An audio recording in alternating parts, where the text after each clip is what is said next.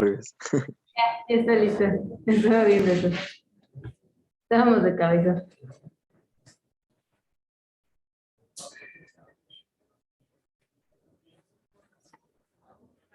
Listo, pues vamos a continuar. Nos habíamos quedado en las elecciones, ¿verdad?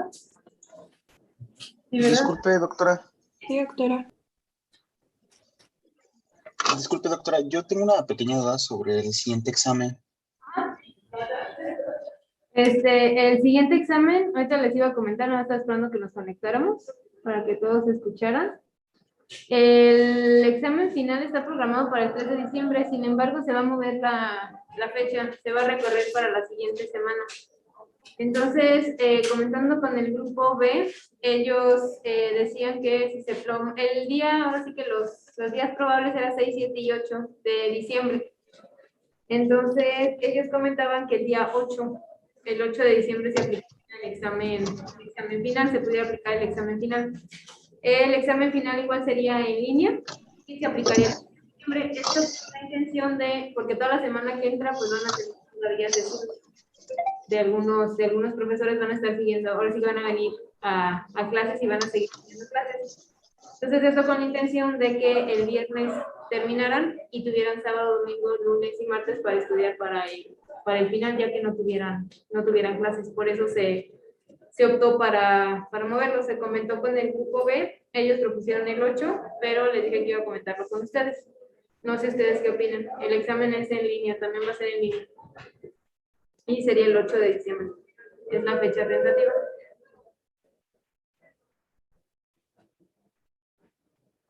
No sé. Y el 3 de diciembre ya sería la última fecha también. Sí, ya el 3 de diciembre serían las últimas sesiones de clase. Yo les voy a comentar a los docentes que tienen hasta el 3 para que ya no les dé clase en la siguiente semana. O sea, la del 6, 7 y 8 ya no. Ya terminarían. Lo mucho podría ser en dado caso que alguno pudiera el sábado, pero ya yo ya les voy a avisar el día de hoy, ya nada más que se establezca bien la fecha. Yo ya les avisaría que hasta el día 3 de diciembre se determinan las actividades. ¿En qué hora sería el examen? ¿Durante la mañana o la tarde? Ya nada más falta definir ahora sí que definir el horario. Como ya no van a tener sesiones, puede ser en la mañana o puede ser por la tarde. O a mediodía, como usted no sé qué horario se les haga más fácil. Estaban comentando algunos que fuera como a las 10, 11 de la mañana. No sé qué opinan más. Sí, yo opino que a las 10 está bien. ¿Todos a las 10? Sí, está bien. Sí, doctora. Antes 8 a las 10. Disculpe, doctora, respecto a lo de la estructura y contenido del examen, ¿qué va a tener más peso? ¿Lo que vamos a ver, lo que hemos visto estas semanas, o va a tener más peso lo visto en los parciales anteriores? Aproximadamente, déjame te digo para no echarte mentiras porque no recuerdo los porcentajes. Los porcentajes. Tiene más peso.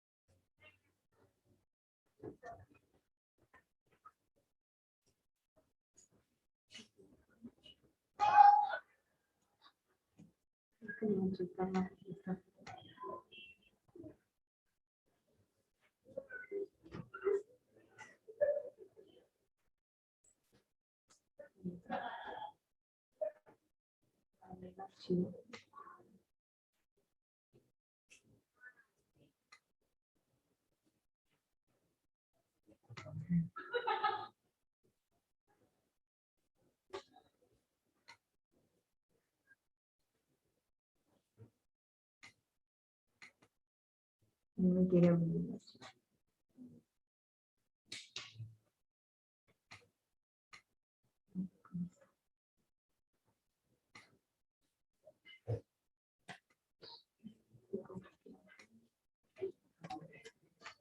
No, es que no me deja abrir el archivo.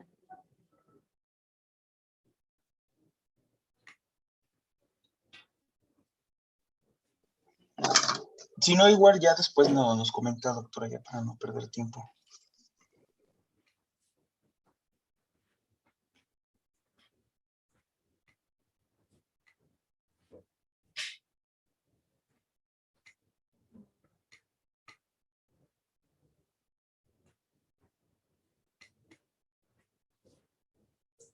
Déjenme ver porque ya está pasando la cara en PowerPoint.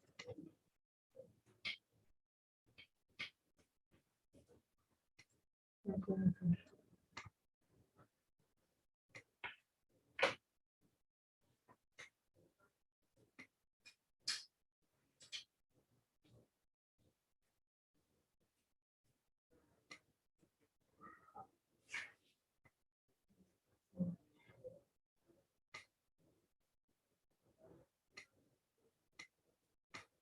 Listo.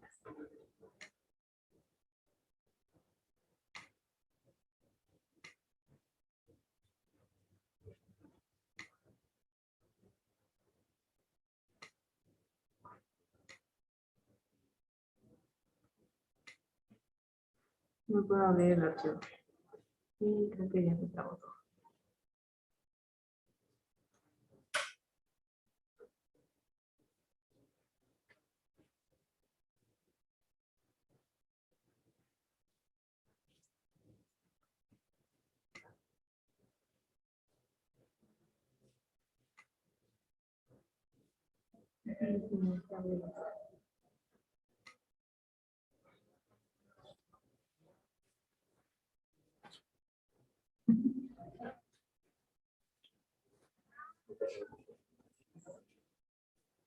No recuerdo bien si es el 40% del final o es 20 y 20. Es lo que tengo la...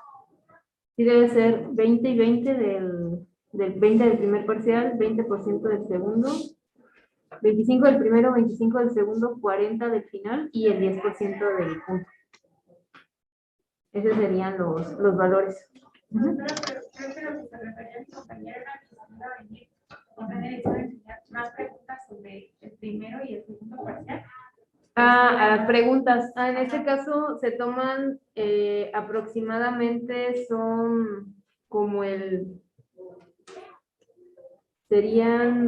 como el 20% del primer, de las preguntas del primero y segundo parcial. Si es un examen de 100 preguntas, por ejemplo, serían aproximadamente 20 preguntas del primero y el segundo. Y básicamente 20 preguntas aproximadamente del primero, 20 del segundo y el resto del final. Sí viene más cargado para las preguntas del final. De nada, esa era la respuesta. Sí viene más Doctora, cargado para los temas del final. doctora, ¿el 10% de qué era, perdón? No sé si me quiere abrir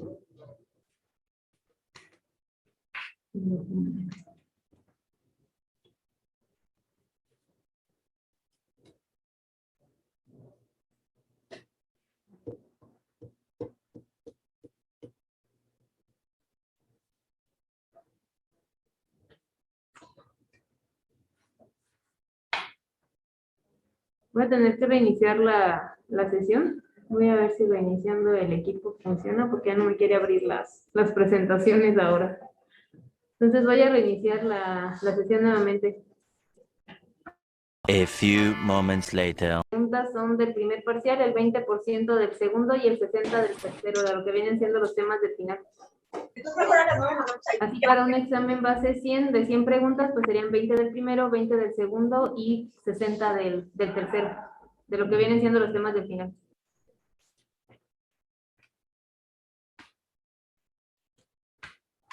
Gracias, doctora. Ahí está ya.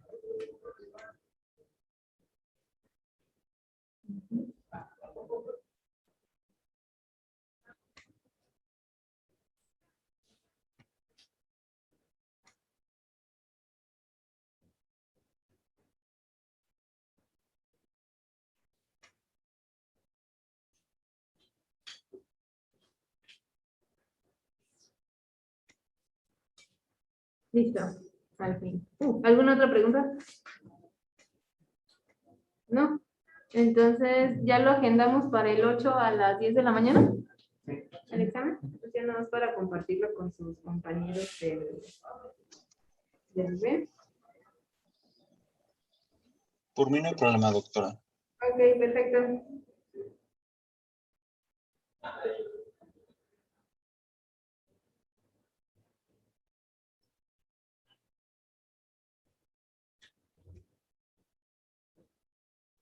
Yo nada más se los comparto con los alumnos del otro grupo.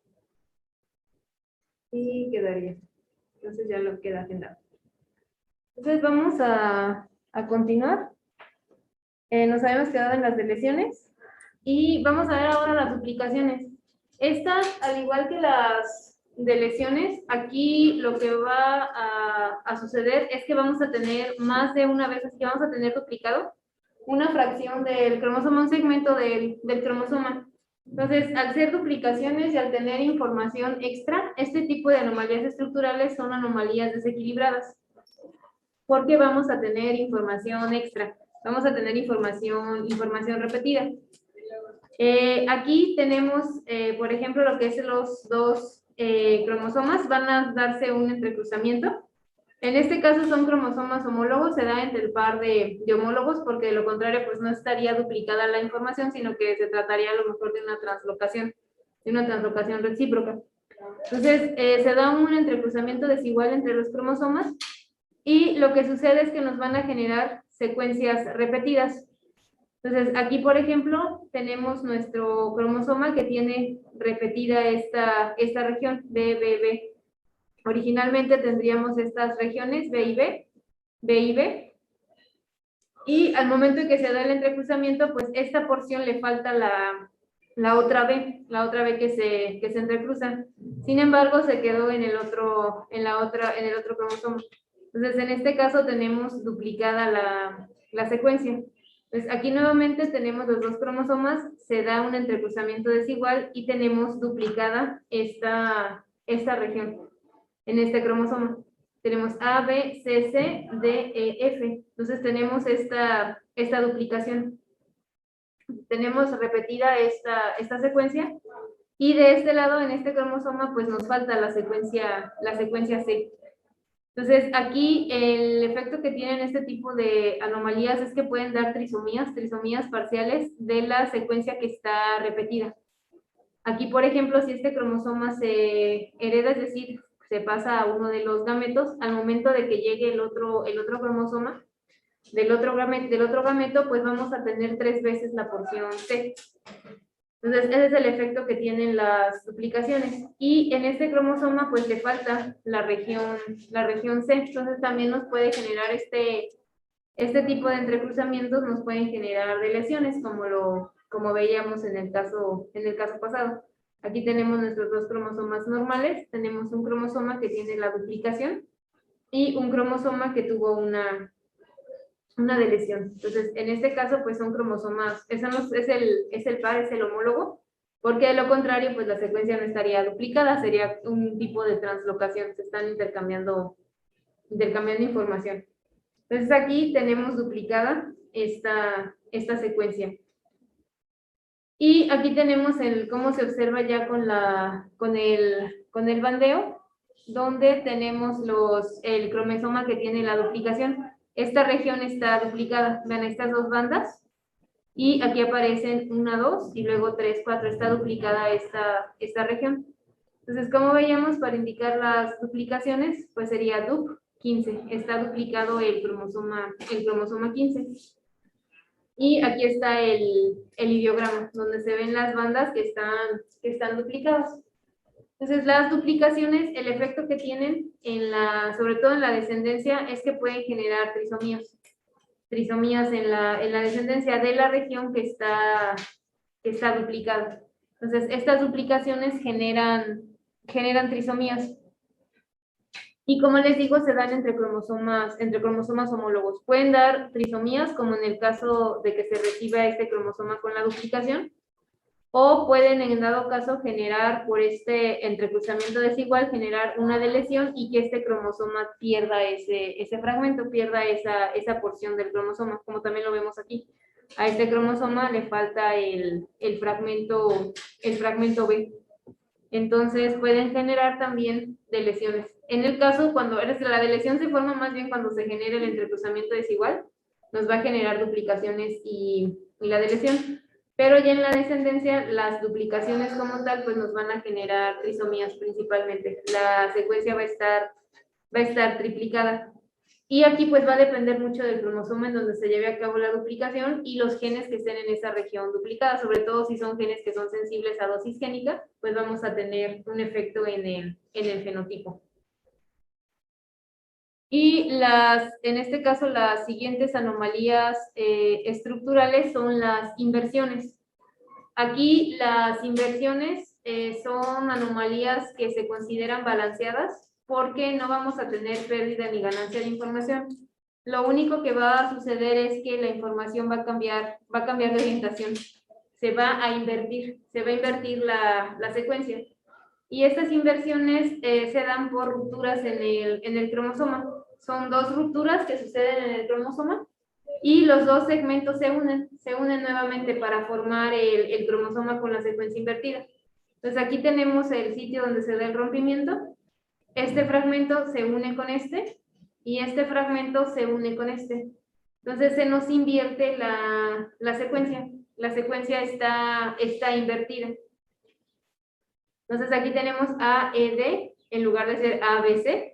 Tenemos AED y luego CBIF. Se invirtió toda la secuencia. Entonces aquí, si se fijan, no hay pérdida de información, no hay ganancia. Lo único que está cambiando es la posición. Entonces aquí los portadores de una inversión, ahora sí que los individuos que son portadores de una inversión, no van a tener un efecto significativo en el fenotipo. ¿Por qué? Porque no hay pérdida ni ganancia de información. El efecto se va a tener al momento de que se generen sus gametos. Nos van a generar gametos aberrantes. Ahorita lo vamos a ver. Y estas inversiones pueden ser de dos tipos, lo que son las inversiones pericéntricas y las inversiones paracéntricas. Esto más que nada, esas 2 clasificaciones es si contienen o no al centrómero, si la región que se está invirtiendo incluye al centrómero o no. Entonces pueden ser de esos 2 tipos. Inversiones pericéntricas que incluye al centrómero, las pericéntricas, y las paracéntricas que no lo incluyen. Es decir, la región que se invierte en la paracéntrica, por ejemplo, puede ser una región en los brazos largos o en los brazos cortos, pero que no incluya al centrómero. Y en la pericéntrica sí, la región que se va a invertir incluye al centrómero, así que el centrómero está incluido en la región que se está invirtiendo. Y en este tipo de inversión, en la pericéntrica, lo que va a suceder es que la posición del centrómero va a cambiar. Como se incluye durante la inversión, puede ser que se desplace ya sea más hacia los brazos cortos o que se desplace más hacia los brazos largos, dependiendo la inversión.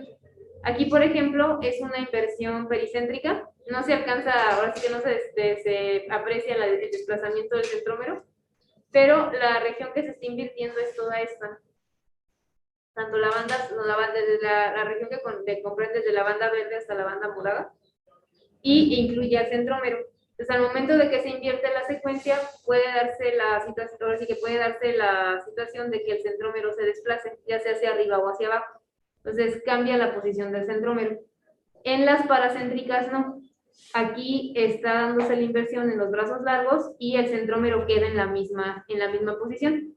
Entonces, una forma de identificar precisamente este tipo de inversiones es fijándonos si se cambió la posición del centrómero, si tenemos alguna de este tipo de anomalías estructurales. Se pueden detectar mediante la técnica de bandeo, la tradicional, la del bandeo G, y estaríamos observando un cambio en el patrón del bandeo. Las bandas cambian de posición. Y en el caso de las pericéntricas, pues estaríamos observando el centrómero en otro punto, ya sea más arriba o más abajo. Como en este caso. En el caso de una inversión pericéntrica, estas 2 son pericéntricas, están incluyendo al centrómero. Aquí tenemos el centrómero, se da la inversión y vean cómo cambia la posición.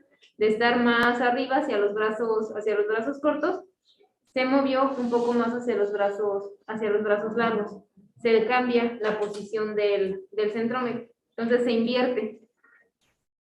Y aquí también tenemos una inversión pericéntrica en la cual el centrómero está cambiando de posición. Aquí están nuevamente los ideogramas, donde se ve, el puntito está señalando precisamente dónde está el centrómero, y vean cómo cambia de posición. Y nuevamente para determinar, ahora sí que para identificar o más bien cómo nombrar una inversión, es IM y el número del cromosoma que sufrió la inversión. Y aquí en este caso las dos son pericéntricas. En la paracéntrica pues nos cambiaría el orden de las bandas, por ejemplo. Esta banda más delgada la podríamos tener acá y esta banda más gruesa la tendríamos arriba, que se invierte la secuencia. Entonces aquí el efecto que tiene el portador, si somos portadores de una inversión, pues el efecto va a ser mínimo en el fenotipo de la persona que es portadora de la inversión.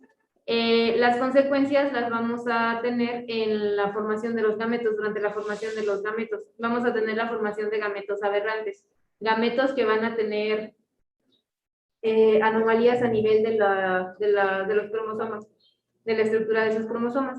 Vamos a tener gametos que no van a ser, ahora sí que no están correctos, no son normales, por eso se dice que son aberrantes.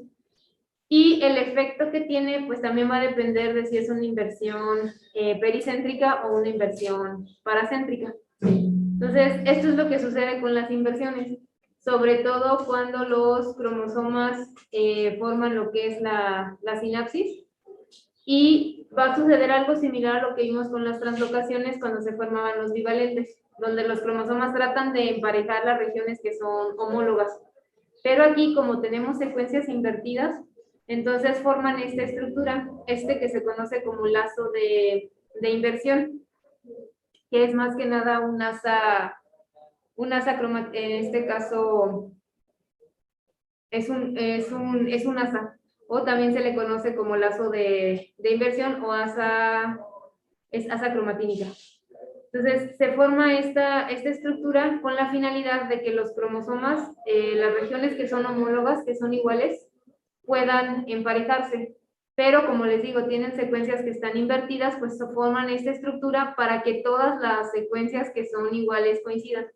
Tienen que plegarse en esta forma los cromosomas, formando lo que se conoce como el lazo de inversión. Entonces, aquí lo que va a suceder es que sobre todo los cromosomas que forman parte del lazo pueden recombinar, pueden darse un entrecruzamiento entre ellos. Entonces, ¿qué es lo que sucede? El primero no va a recombinar, si se fijan, no forma parte de lo que es la estructura del lazo, de este lazo que se está formando aquí, y queda completamente normal. Entonces, ese cromosoma no va a sufrir ningún problema. El cromosoma 2, que sí está dentro de lo que es el lazo de inversión, puede llevar a cabo un entrecruzamiento con el otro cromosoma. Este efecto que estamos viendo aquí es para una inversión paracéntrica.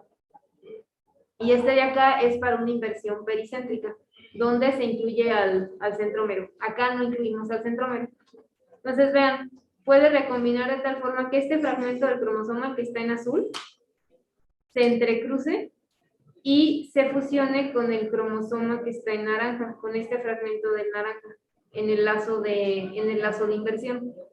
Entonces, ¿qué nos va a dar como resultado? Nos puede dar como resultado un cromosoma que tiene una duplicación, si se fijan está duplicado el A y el A, y aparte tiene una deleción, le falta el E y el F. Y por otro lado tiene otra característica, es dicéntrico, tiene dos centrómeros. Generalmente cuando esto sucede, uno de los centrómeros se inactiva y solamente uno es activo. Esto le va a facilitar ahora sí que al cromosoma poderse segregar de forma correcta, unirse a su uso cromático y ser arrastrado hacia uno de los polos. Si no se inactiva uno de los centrómeros, que los dos centrómeros estén activos, pues cada centrómero se va a unir a un uso cromático y va a ser arrastrado hacia cada uno de los polos. Entonces hagan de cuenta que van a tirar del cromosoma y este se puede romper. Entonces se rompería el cromosoma, ocasionando que ese cromosoma se pierda. Entonces los cromosomas dicéntricos son inestables debido a esa característica. Si uno de los centrómeros no se inactiva, los dos van a estar funcionales y van a ocasionar que el cromosoma se rompa. ¿Qué sucede con el tercer cromosoma? No hay entrecruzamiento entre este cromosoma, y lo único que se va a tener pues es la secuencia invertida, porque es el cromosoma que está invertido, es el que sufrió la inversión, que es el naranja. Y el cuarto también sufre entrecruzamiento con el cromosoma 2. Aquí se da el entrecruzamiento y se nos genera este cromosoma de aquí. ¿Qué característica le ven a este cromosoma? A ese de aquí.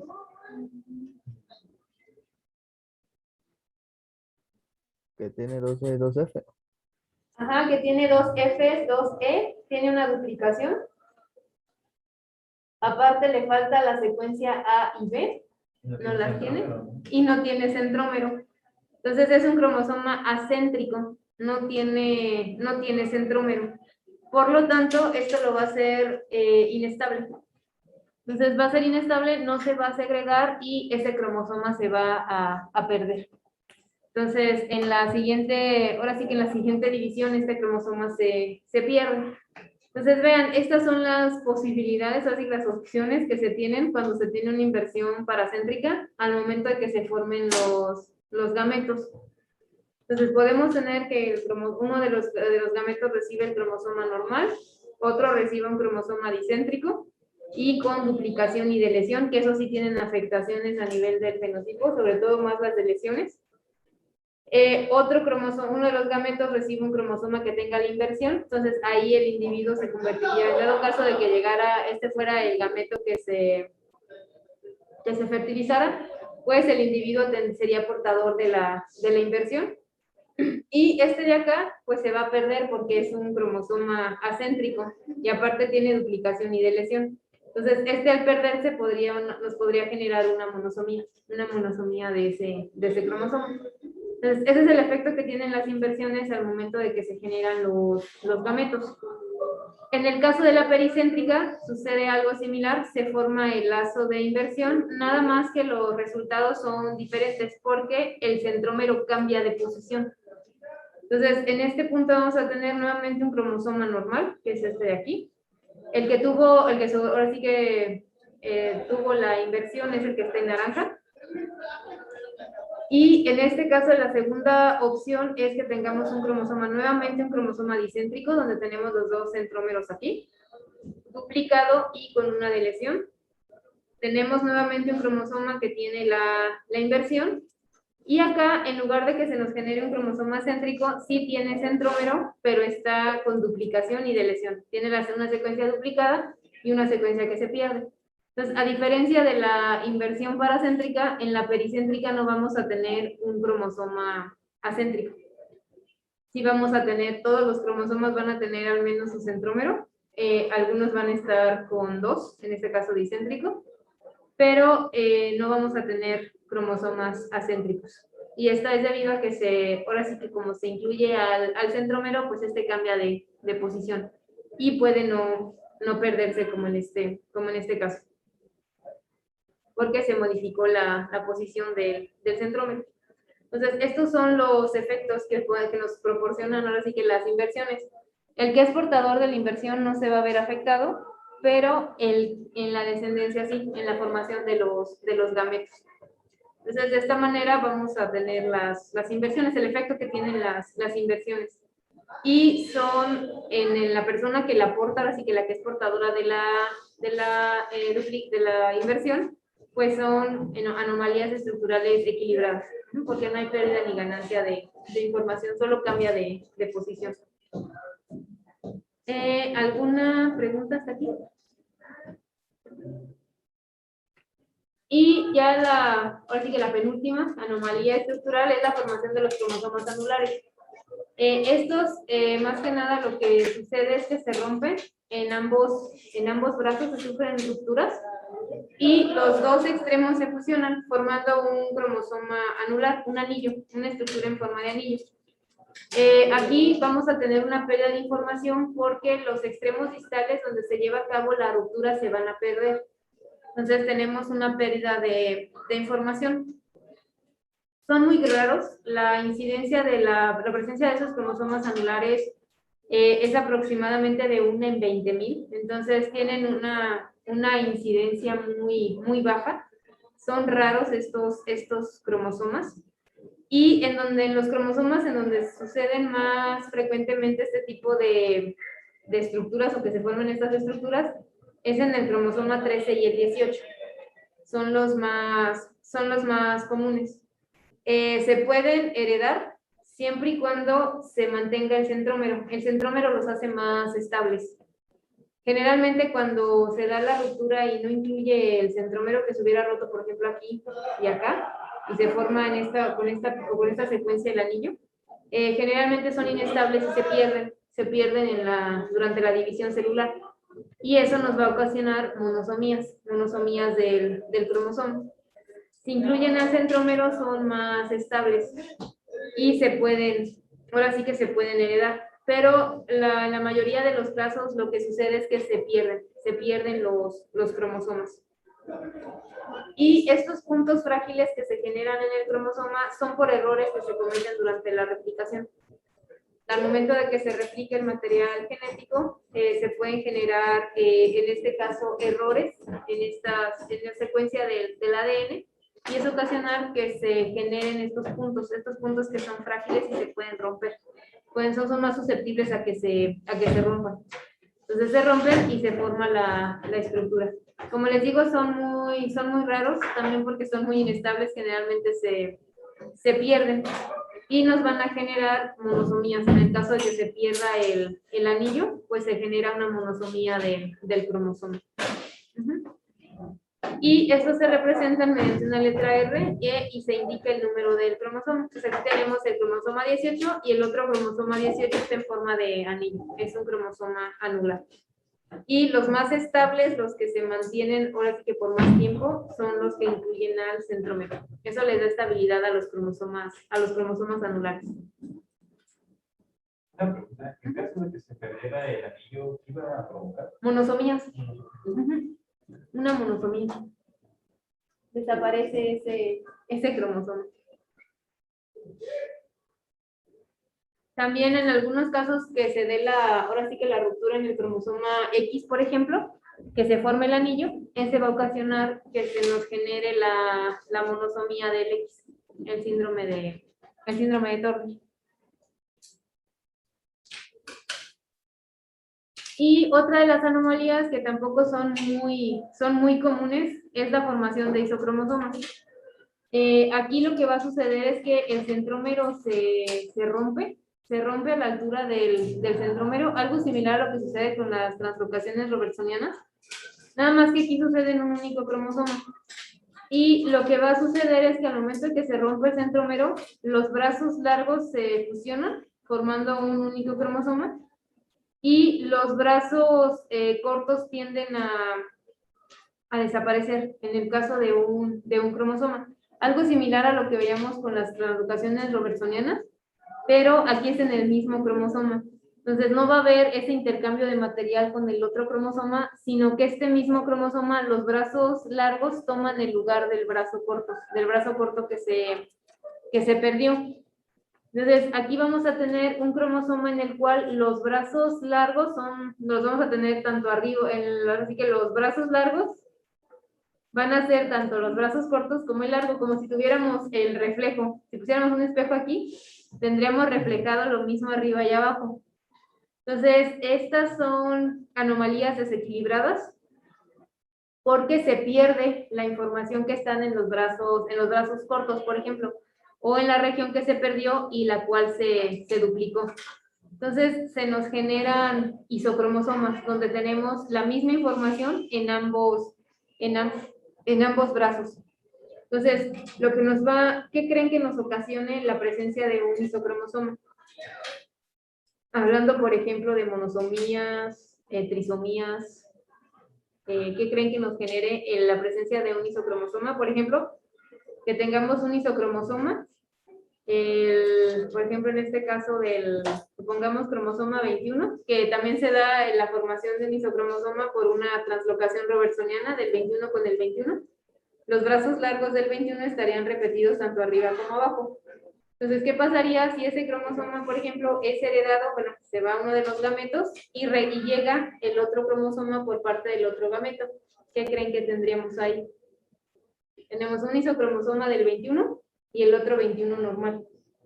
¿No sería una trisomía? Ajá, una trisomía de la región comprendida en los brazos cortos, en los brazos largos. Pero sería una trisomía parcial, porque solamente está repetida 3 veces esa secuencia.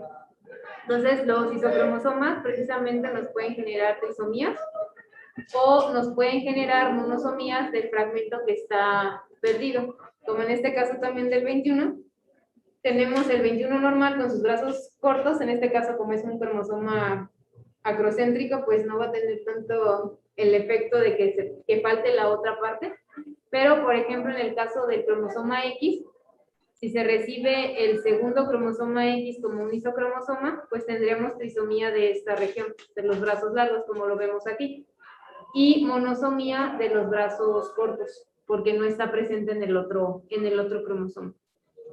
Entonces, ahora si sucede la inactivación del cromosoma X y se inactiva nada más el cromosoma normal y el isocromosoma se queda activo, pues tendríamos aquí tendríamos 2 veces esta secuencia, pero tendríamos la monosomía de estos genes. Entonces, eso es lo que nos ocasiona la formación de isocromosomas. Y la mayoría, como les digo, afecta al cromosoma X, es donde más se presenta. Pero se puede generar el isocromosoma como resultado de una translocación robertsoniana, por ejemplo, en el cromosoma 21, que se da la translocación entre un cromosoma 21 y el otro 21, que es muy raro que suceda, pero sí hay casos reportados de que sí se puede dar. Y ahí nos estaría generando también un isocromosoma, como resultado de una translocación robertsoniana. Se nos generaría un isocromosoma. Entonces, ese es uno de las más comunes que afecta al cromosoma X y se puede dar con el cromosoma 21. Y a manera de resumen, vamos a ver el efecto que tienen las anomalías cromosómicas, las que vimos tanto las numéricas como las estructurales, hablando de la supervivencia. Entonces, vean, de 10,000 embarazos, de estos 10,000, 9,200 tenían los cromosomas normales, o sea, no presentaban ninguna anomalía, ni numérica ni estructural. De esos, 750 fueron abortos espontáneos y nacieron vivos 8,450. De esos que tenían cromosomas normales. Estos abortos espontáneos pues, fueron por otras causas que no tenían relación con las cuestiones cromosómicas. Y vean, en los que tenían anormalidades en los cromosomas, estamos hablando de 800, y de esos 800, 750 fueron abortos espontáneos, cerca del 94%. Solamente nacieron, ahora sí que con vida 50. De estas anomalías, anormalidades en los cromosomas, dentro de las específicas, vean las triploidías y las tetraploidías. En 170 de los embarazos que se presentaron, 170 fueron abortos espontáneos. Entonces, lo que mencionábamos de que son incompatibles con la supervivencia. Tienen una tasa de letalidad del 100%. Ninguno sobrevivió. En el caso del 45X, ¿cuál era? ¿Qué síndrome es? 45X. El de Turner es la monosomía del X. Tenemos que de 140, 139 fallecieron, fueron abortos espontáneos, y solamente uno nació con vida. Lo que mencionábamos de que pese a ser una de las monosomías compatibles con la vida, tiene una alta tasa de letalidad. La trisomía 16 es una de las trisomías que se presenta con más frecuencia, pero esta es incompatible con la supervivencia. Por eso, de los 112 que las presentó, el 100% fueron abortos espontáneos. Ninguno sobrevivió. Tenemos la trisomía 18, ¿qué síndrome era? El de Edwards. De los 20 que lo presentaron, 19 fueron abortos espontáneos y solo uno sobrevivió, pese a que sean de las trisomías que tienen una mayor tasa de supervivencia. La trisomía 21, de 45 fueron, ahora sí que es 35 fueron abortos espontáneos y sobrevivieron 10. Entonces es la que tiene mayor tasa de supervivencia, la trisomía 21. Y tenemos otras trisomías, ahí se incluyen otras trisomías aparte de la 18 y la 21 y la 17, perdón, la 13.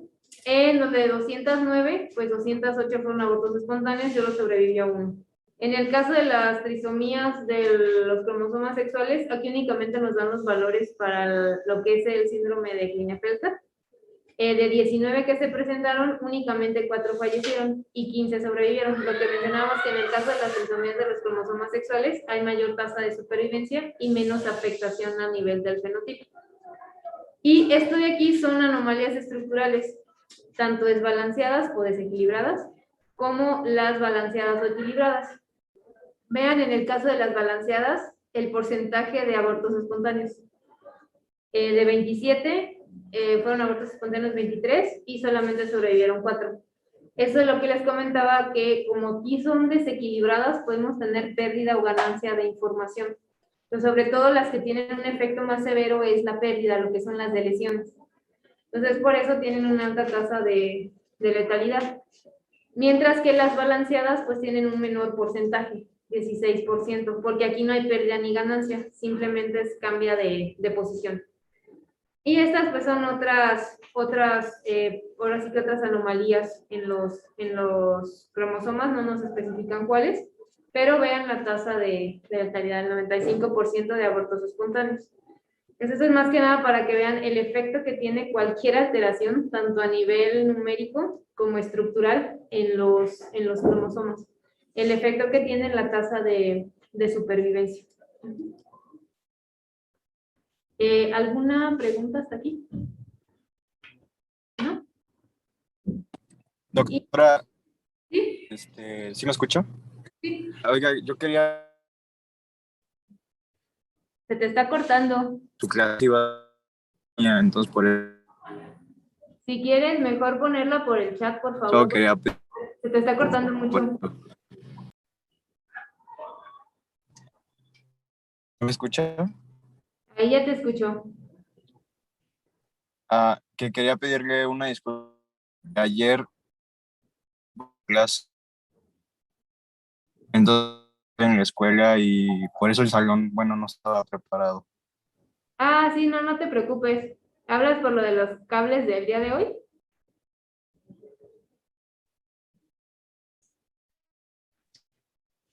Por eso. Ah, sí, no te preocupes, no hay problema. Ya se solucionó todo. Ok, gracias, doctor. ¿Alguna otra pregunta? Entonces, con esto terminamos la parte de la estructura de los cromosomas y vamos a comenzar rápidamente en unos 5 minutos con... Ay, bueno, que ya son 2 minutos, yo creo que ya no. Entonces, el siguiente tema que vamos a ver son desórdenes monogénicos, que ya son afectaciones a nivel de ocasionadas por mutaciones en los genes. Aquí estos efectos, ahora sí que estas enfermedades y estos efectos que vimos, que tenemos en el fenotipo, se deben a anomalías a nivel de los cromosomas, como el número de cromosomas está alterado o la estructura de los mismos. Las siguientes que vamos a ver, los desórdenes monogénicos, son enfermedades que están ocasionadas por mutaciones en genes específicos. Ya a nivel del gen ya no vamos a tener número de cromosomas normales, los cromosomas, su estructura va a estar completamente normal, pero ya la afectación va a ser a nivel del gen. La secuencia del gen va a estar modificada. Entonces, es el siguiente tema que vamos a ver. No sé si ya va a llegar su maestro. Pero este sería el siguiente tema. Ya nada más mencionamos esto rápidamente y terminamos. Entonces, en el caso de las enfermedades genéticas, como vimos, pueden ser ocasionadas por trastornos cromosómicos, como vimos, problemas en ahora sí que el número incorrecto de cromosomas, o que los cromosomas tengan alguna anomalía estructural. O también pueden ser ocasionados por trastornos monogénicos, que son ocasionados por mutaciones en los genes, a nivel de los genes, donde tenemos el número correcto de cromosomas, los cromosomas, la estructura es la correcta, pero ya a nivel del gen, el gen va a tener afectaciones en su secuencia. Entonces, a eso se le conoce como trastornos monogénicos, enfermedades que están ocasionadas principalmente por la afectación de un único gen. Y también tenemos trastornos mitocondriales, en los cuales vamos a tener afectaciones en los genes que están codificados en la mitocondria. Recuerden que en el caso de nosotros, en los organismos eucariotas, pues tenemos dos fuentes de ADN, dos fuentes. Lo que es el ADN nuclear y el ADN mitocondrial. Entonces, también el ADN mitocondrial influye en el funcionamiento de la célula. A final de cuentas, pues la mitocondria es ahora sí que es la fuente de energía, es la que proporciona la fuente de energía a la célula. Y pues si se ve afectada o los genes que codifica la mitocondria para sus funciones se ven afectados, pues nos va a afectar en la funcionalidad de la célula. Entonces, ese es el siguiente tema que vamos a ver. Vamos a ver los monogénicos y los mitocondriales. ¿Alguna pregunta hasta aquí? ¿No? Bueno, entonces aquí le dejamos y continuaremos el lunes. Gracias, doctora. Nos vemos. Gracias, doctora. Bonito día. Gracias, doctora. Bye, hasta Gracias, luego. nos vemos. Nos vemos.